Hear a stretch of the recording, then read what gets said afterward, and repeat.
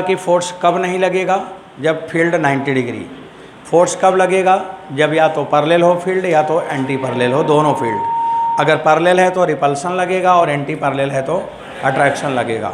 और बच्चों तीसरी बात आई अब कि मैग्नेटिक फोर्स किधर होगा, तो वेलोसिटी और फील्ड के दोनों के क्रॉस प्रोडक्ट के डायरेक्शन में। तो ये पैरेलल हुआ इसके। अब इसके बाद लॉरेंज ने कुछ थ्योरी नहीं डेवलप करी, कोई डेरिवेशन नहीं किया, उन्होंने डायमेंशनली चेक किया। इन्होंने डायमेंशनली चेक किया और एक्सपेरिमेंटली इन्होंने लिख दिया। कोई इसका डेरिवेशन और कोई इसका प्रूफ नहीं है। एक्सपेरिमेंटली उन्होंने क्या देखा कि इसका डायमेंशन निकाला, इसका डायमेंशन निकाला, तो लेफ़्ट और राइट का डायमेंशन बराबर नहीं था। और उसमें कमी किसकी थी, चार्ज का। तो बोले अच्छा वही वाला चार्ज जिसको फेंका है वही ले लिया जाए। तब इन्होंने एक्सपेरिमेंटली क्या लिख दिया कि मैग्नेटिक फोर्स Fm बराबर Q और V क्रॉस B, ये लिख दिया। तो मैग्नेटिक फोर्स हो गया QV क्रॉस B, ये फार्मूला हो गया आपके पास। अब मैग्नेटिक फोर्स का जब हमें कोई सवाल पूछेगा तो मैं इसमें अपना ले आके रखूँगा QV क्रॉस B में। अब बच्चों एक तो ये बात हो गई कि QV क्रॉस B ये हो गया। आगे बढ़ाता जाऊँ।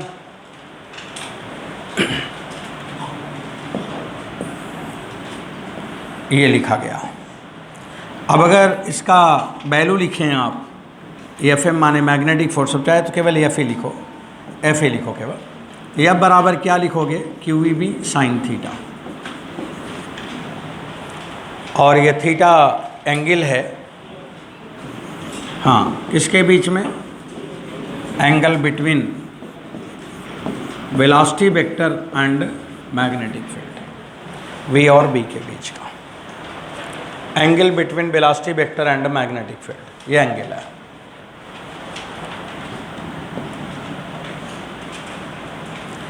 अब अगर थीटा का मान 90 डिग्री हो जाए तो जो मैग्नेटिक फोर्स आएगा वो मैक्सिमम आएगा। मैक्सिमम कितना आएगा, QV। ये मैक्सिमम मैग्नेटिक फोर्स इतना होगा। और अगर जीरो हो जाए तो आपने पहले ही पढ़ा है कि V और B एक तरफ होगा तो फोर्स नहीं आएगा, जीरो हो जाएगा। बच्चों ये बात हो गई। दूसरा पॉइंट आया, देखो इसे में थोड़ा बदलेंगे। F बराबर, आप चाहे DF कर दो, DF भी तो कर सकते हो, DF कर दिया। अगर आपने DF कर दिया तो यहाँ DQ कर दो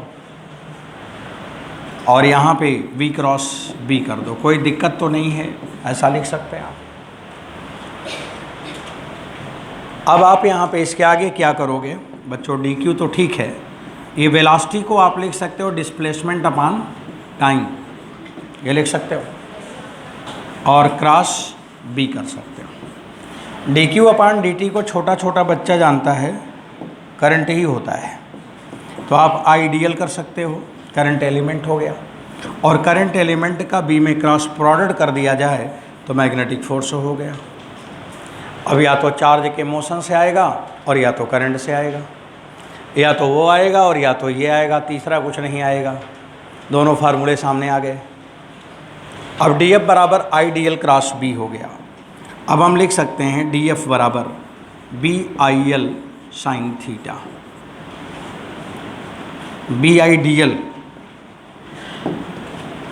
BIDL साइन थीटा।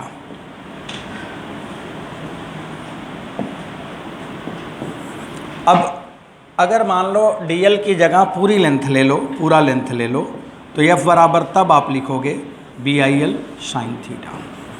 बच्चों ये मैग्नेटिक फोर्स आ गया।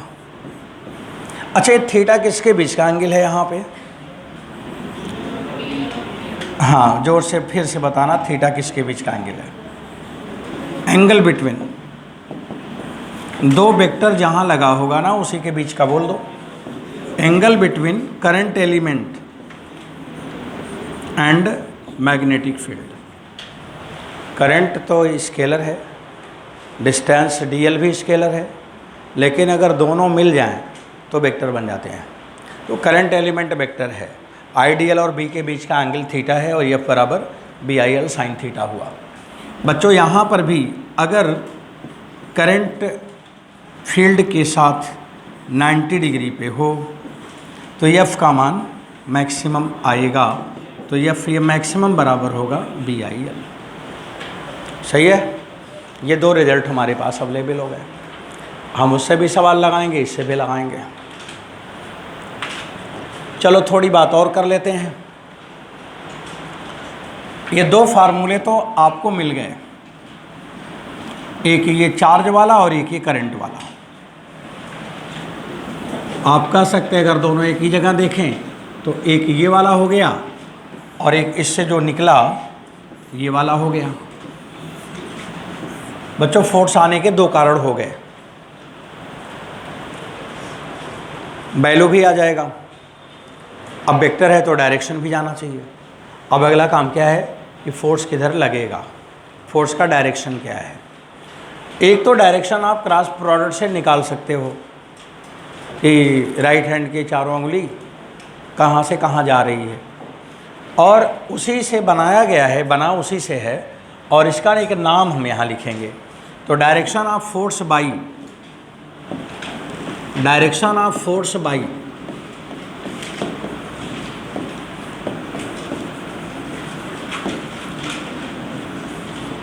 बाई फ्लेमिंग्स कौन सा रूल, राइट हैंड के लेफ्ट हैंड, हाँ लेफ्ट हैंड रूल।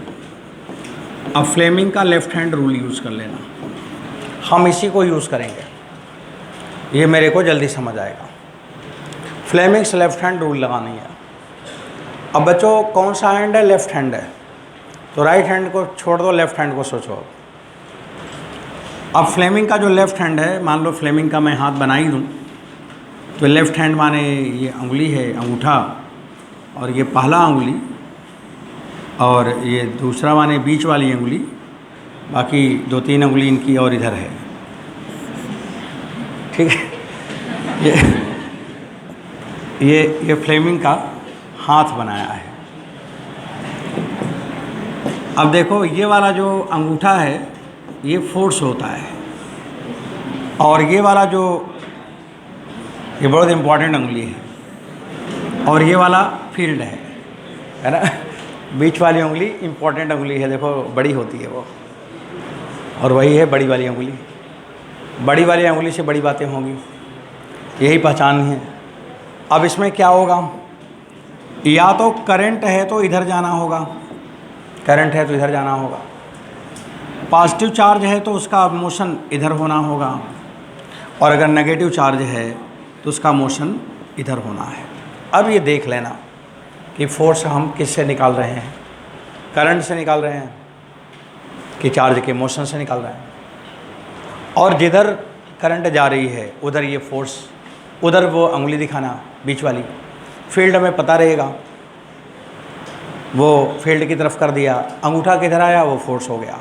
तो बच्चों ये फोर्स को निकालने का ये तरीका मैंने आपको बताया। आप अभी सवाल जब लगाएंगे तो इसको यूज कर लेना।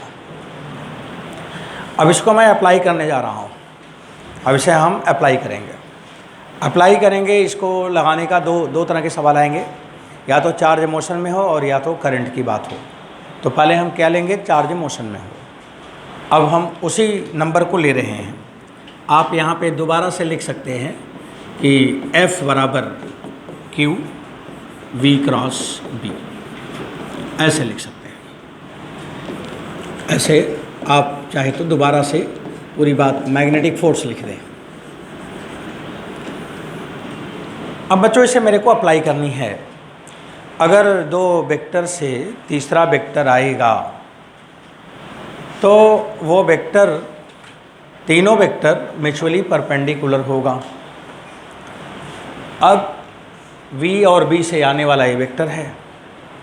तो मैंने वेक्टर में पढ़ाया था कि ऐसी जब घटना कभी हो तो इसका मतलब ये हुआ कि जो वेक्टर V है और जो F है वो दोनों कैसे होंगे, परपेंडिकुलर होंगे। याद आ रहा है?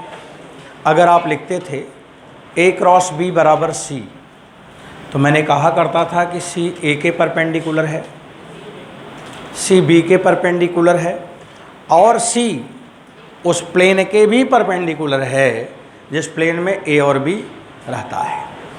समझ आई मेरी बात? अब बच्चों आगे बढ़ाते हैं आपको। V और F 90 डिग्री पे है। अगर V और F 90 डिग्री पे है, एक एक पॉइंट को डिस्कस करो आप।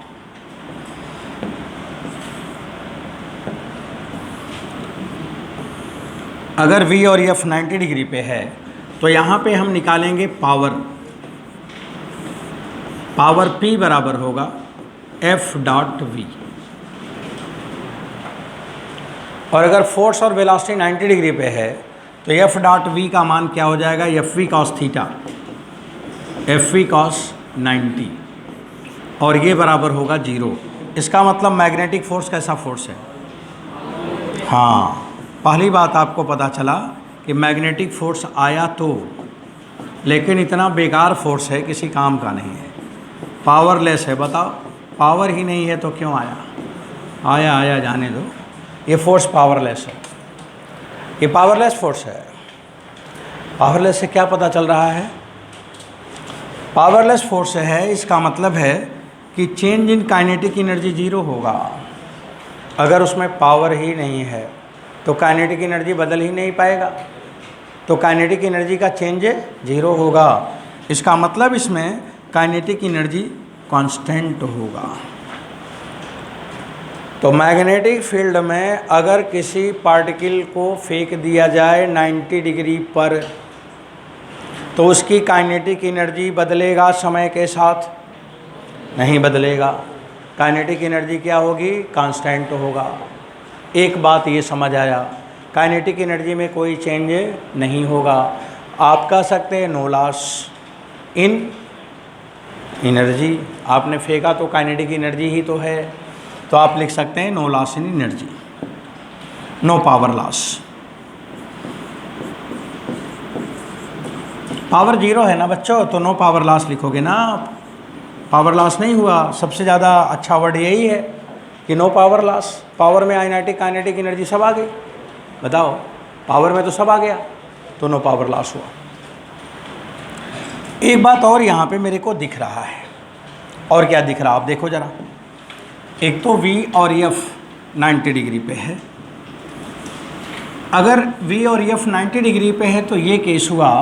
और बच्चों एक और हुआ कि अगर वेलोसिटी और फोर्स 90 डिग्री पे है तो मोशन कैसा होगा? मोशन होगा सर्कुलर, क्योंकि ये फोर्स हो जाएगा सेंट्रीपिटल। फोर्स और वेलोसिटी 90 डिग्री पे एक ही एग्जाम्पल है आपके पास, कौन सा मोशन? Circular motion. तो बच्चों ये सर्कुलर मोशन होगा। इसका मतलब चार्ज पार्टिकल में मोशन है, लेकिन वो मोशन कैसा होगा? ऑर्बिट में चलने वाला, सर्कुलर ऑर्बिट में चलेगा।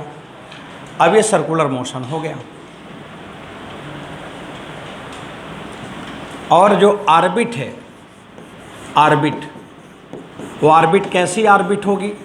रेडिएशन फुल या रेडिएशन लेस? हाँ, रेडिएशन लेस, उसमें कोई रेडिएशन नहीं होगा। चार्ज पार्टिकल चलेगा, सर्किल में चलेगा, लेकिन उसकी एनर्जी में कोई लॉस नहीं होगा, तो ऑर्बिट रेडिएशन लेस हो गया। अब इसको दिखाने के लिए चित्र दिखाता हूँ आपको एक। देखो, थोड़ा और आगे करते हैं बच्चों, ध्यान से देखते रहना। ये मैग्नेटिक फील्ड मैंने अंदर दिखा दिया, आप इनवर्ड हो गया। और ये एक पॉजिटिव चार्ज है ये वाला, और इसको मैंने वेलोसिटी V दे दिया। बस पहले ये इंश्योर कर लेना कि वेलोसिटी और फील्ड दोनों परपेंडिकुलर होना चाहिए। पैरेलल होगा तो फोर्स नहीं आएगा। तो वेलोसिटी इधर है और फील्ड अंदर है, तो 90 डिग्री पे ही है। अब जैसे ही आपने चार्ज को फील्ड के अंदर फेंका, वैसे ही चार्ज पार्टिकल पे फोर्स लग जाएगा, और फोर्स लगेगा फ्लेमिंग के लेफ्ट हैंड से। लेफ्ट हैंड अपना लेफ्ट हैंड देखो, राइट हैंड नहीं, लेफ्ट हैंड पहचाना, लेफ्ट हैंड। हाँ देखो, इसमें ये उंगली, ये फील्ड है अंदर, पॉजिटिव चार्ज का मोशन इधर, अंगूठा फोर्स, तो यहाँ पे फोर्स लग गया ऊपर की तरफ। अब जब जहाँ पे फोर्स लग गया ऊपर की तरफ लग गया, तो बच्चों तुरंत ये चार्ज पार्टिकल सर्किल में घूम जाएगा। अब अगर फोर्स यहाँ पे लग गया तो ये चार्ज पार्टिकल सर्किल में घूम जाएगा। घुमाता हूँ, रुको धीरे धीरे घुमाता हूँ।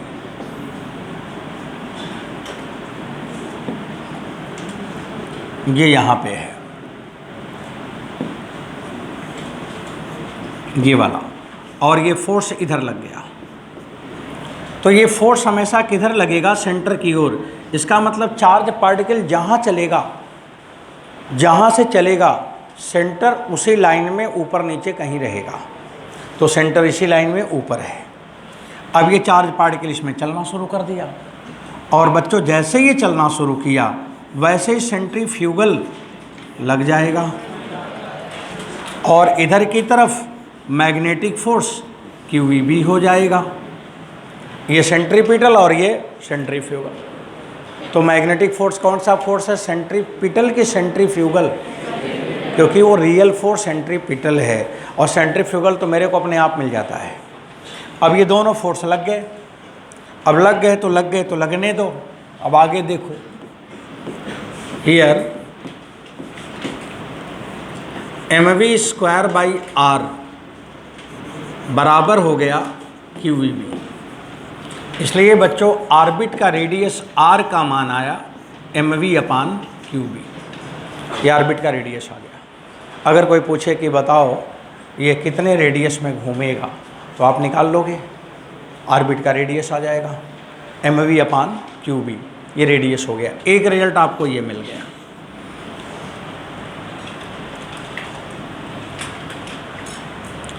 अब बच्चों दूसरी बात आ रहा कि जब ये सर्किल में घूमने लगा, तो अगर एक चक्कर पूरा लगाएगा तो इसका टाइम पीरियड भी आएगा।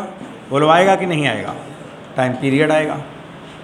अब टाइम पीरियड क्या होगा? टी का मान, फार्मूला पढ़ाओ आप लोग, 2πr/v पढ़ते हैं ना, समय बराबर दूरी बटे चाल। 2πr/v करो बच्चों, आगे बोलते चला करो। r का मान लिखो mv/v इंटू QB। v से v काट दो, लो छुट्टी पा गया। अब t बराबर हो गया 2πm/QB। एक बड़ा इंटरेस्टिंग रिजल्ट यहाँ आया कि जो टाइम पीरियड है वो वेलोसिटी पे डिपेंडेंट नहीं करता। अगर किसी पत्थर को 10 मीटर पर सेकंड से फेंक दिया जाए किसी ऊंचाई से, सीधा 10 मीटर पर सेकंड से फेंक दिया जाए, दूसरे पत्थर को 20 मीटर पर सेकंड से फेंक दिया जाए उसी ऊंचाई से, तो अर्थ पे पहले कौन आएगा? दोनों साथ साथ आएगा। मैकेनिक्स में यहाँ क्या है? मैग्नेटिक फील्ड में दो चार्ज पार्टिकल को दो अलग अलग स्पीड से फेंक दिया जाए। चार्ज पार्टिकल एक ही है, एक बार उसको 10 मीटर से फेंक दिया, एक बार 20 मीटर पर सेकंड से फेंक दिया, तो सर्कुलर ऑर्बिट लगाने का समय क्या अलग अलग होगा? नहीं, क्योंकि ये वेलोसिटी पे डिपेंड नहीं करता। तो बच्चों वेलोसिटी पे टाइम पीरियड डिपेंड करेगा कि नहीं करेगा? करेगा, बता रहे हैं करेगा। Time period is not function of velocity. अब बताइए कि मैंने एक सवाल आपसे पूछा, सुन के बताना। कोई चार्ज पार्टिकल है, उस चार्ज पार्टिकल को मैग्नेटिक फील्ड में एक बार 10 मीटर पर सेकंड से फेंका 90 डिग्री फील्ड में, 10 मीटर पर सेकंड से, एक बार 20 मीटर पर सेकंड से, एक बार स्पीड 0, तो बताइए तीनों में टाइम पीरियड अलग अलग होगा कि इक्वल? कैसे इक्वल होगा? जब इसमें स्पीड 0 है तो चलेगा, तब तो उसका टाइम पीरियड इनफाइनाइट हो जाएगा। आप तो बता रहे इक्वल होगा, क्योंकि आपने देखा कि वेलोसिटी पे डिपेंड करता नहीं। इसलिए मेरा सवाल सुना ही नहीं कि चाहे 10 का हो चाहे 20 का हो, टाइम पीरियड तो उतना ही आएगा। तो सिर्फ एक मैंने 0 भी कह दिया था। हाँ, अगर 0 है तो फोर्स भी नहीं लगेगा, मोशन भी नहीं होगा। इसका मतलब वेलोसिटी पे डिपेंड नहीं करता। ओके, पर यहाँ पे velocity should not be equal to 0। 0 नहीं होना चाहिए। 0 अगर होगा तो सवाल ही ख़त्म हो गया। तो बच्चों ये पॉइंट जरूर लिखना चाहिए कि वेलोसिटी का फंक्शन तो नहीं है, लेकिन v का मान 0 भी नहीं होना चाहिए। अब आपने t का मान निकाला। अब देखो चार्ज पार्टिकल जो है उसका स्पेसिफिक चार्ज है। अब हम किसी चार्ज को पढ़ रहे हैं, जब इलेक्ट्रिसिटी पढ़ा तो उसमें Q आया, और यहाँ पे जब हम पढ़ रहे हैं तो चार्ज की दोनों चीज़ आ रही है। क्या? मैकेनिकल में मास और इलेक्ट्रिकल में चार्ज। अब जो दोनों आ रहा है तो दोनों को एक साथ लेना है, तो दोनों को एक साथ लेना है तो स्पेसिफिक चार्ज लिखेंगे, और इसको नोटेशन अल्फ़ा दे रहे हैं, और अल्फ़ा बराबर क्या हो जाएगा? Q/m। आप अल्फ़ा लिख सकते हो Q/m की जगह, और अगर लिख दोगे तो बच्चों फिर एक बार और बता दो, v बराबर क्या हो जाएगा? वेलोसिटी v बराबर r बराबर r का मान, पहले r निकालो। r बराबर क्या होगा? v/α। और टाइम पीरियड t बराबर क्या होगा? हाँ, 2π/α v। सही है, ये हो गया। अब अल्फ़ा b बराबर हो गया 2π/t, और 2π/t बराबर ओमेगा। ओमेगा क्या हो गया? कांस्टेंट। तो एंगुलर वेलोसिटी पार्टिकल का नहीं बदलेगा, क्योंकि ना तो अल्फ़ा बदलेगा ना तो बी बदलेगा। अब अगर पूछा जाए angle turn in time t, अगर वो सर्कुलर मोशन में है, सर्किल में ऑर्बिट में घूम रहा है, तो किसी t टाइम में कितना एंगल घूमेगा?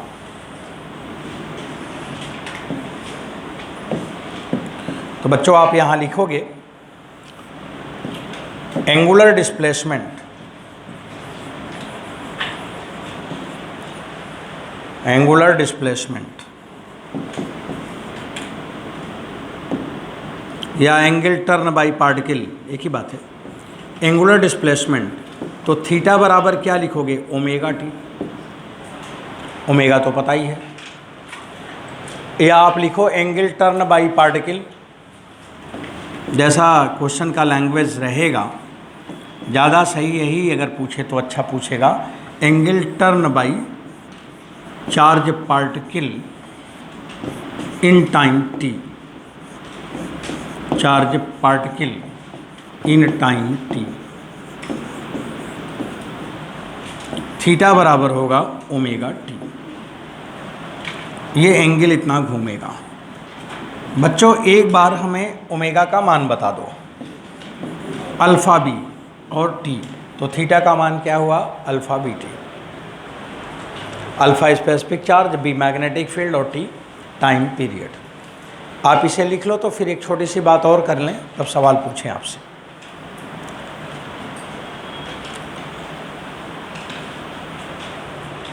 अच्छा एक बात बताओ, अब सब लोग इतना कैलकुलेशन कर पाओगे कि नहीं?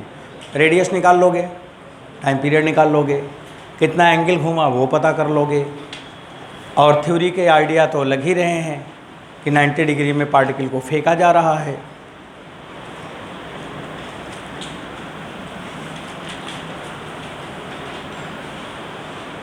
आपने जो भी अभी पढ़ा है एक बार उसे थोड़ा अच्छे से एक बार और देख लें। बच्चों सुनो,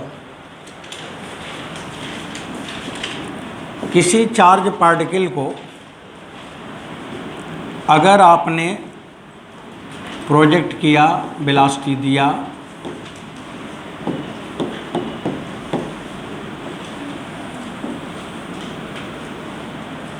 और मैग्नेटिक फील्ड में मोशन कर रहा है, तो हम रेडियस लिखेंगे।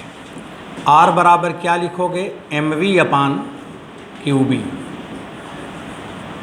अभी आप थोड़ा वेट करेंगे, अभी लिखना नहीं, अभी थोड़ा सुनना। r बराबर mv/qb लिखेंगे। आपने जो पढ़ा है उसी को एक लाइन में लिखेंगे।